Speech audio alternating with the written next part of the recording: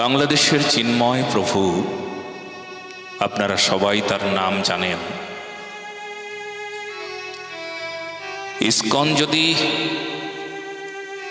তাকে একবার ভালোবেসে পদক্ষেপ নিত, আমাদেরকে এমন করে ভাগবত মঞ্চে তার জন্য কিছু বলতেও হতো না। আজ সারা পৃথিবীতে ইসকনের ভক্ত সংখ্যা অনেক,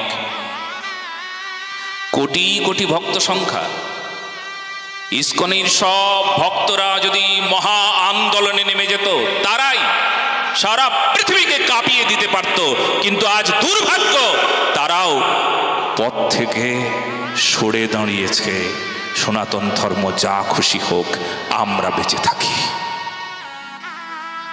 বড় লজ্জার একটা জায়গা আমাদের।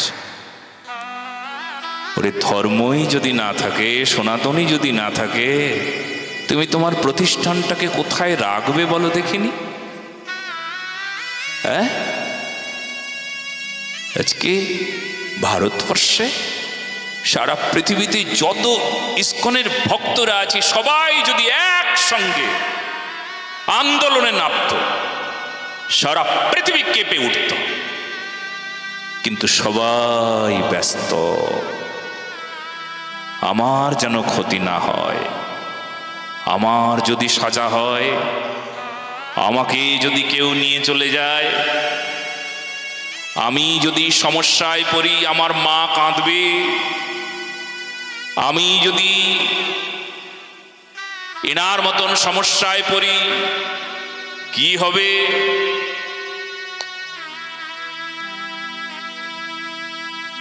আপনাদের কাছে অনুরোধ রইল,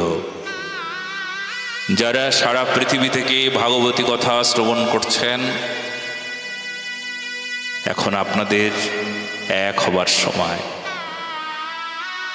যদি আপনি, আপনার শরীরে যদি বিশুদ্ধ রক্ত থাকে, শুনতে খারাপ লাগলেও আমি বলবো, আপনার শরীরে যদি বিশুদ্ধ রক্ত থাকে, বিশুদ্ধ কেন, অশুদ্ধ রক্ত নাকি? অনেকের নিমক হারামি রক্ত আছে,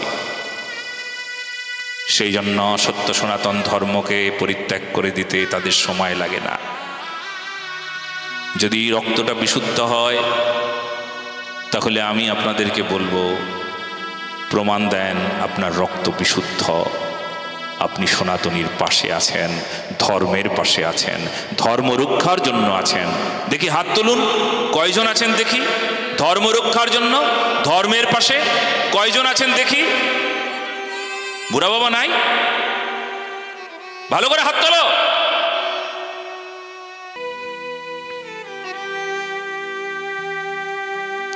শুধু হাত তুললাম তাহলেও তো হয় না।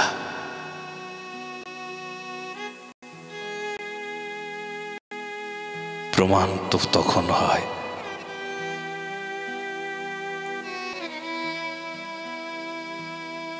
যখন রাষ্ট্র বিপ্লবে